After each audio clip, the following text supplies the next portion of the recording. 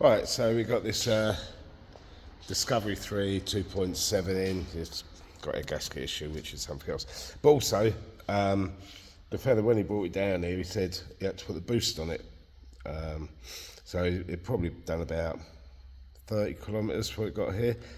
It sat here, it ran off and on, and then I came to run it again, dead.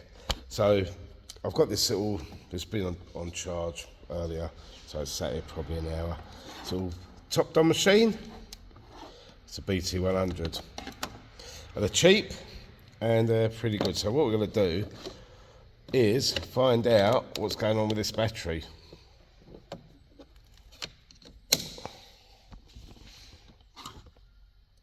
I do like Topdon stuff, but I mean, my first thing is 10.8, so I've got a good idea of what's going on, even though I have checked it already. I did know before, honest.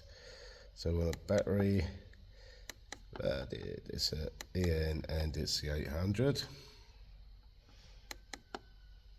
Power too low, we're going to test it anyway.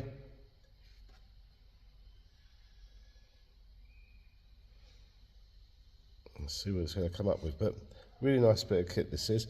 So it's after charging, because I've had it on charge already. Go enter. And then see what it's going to tell us about this battery.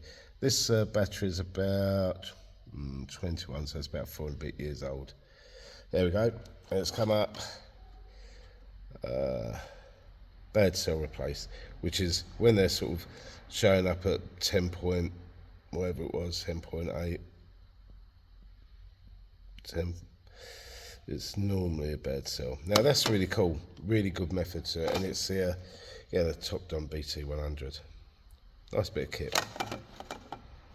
Let's exit out of that. So, hope you found that interesting. If you need a cheap battery tester, which is really good and functional, use that one. Thank you.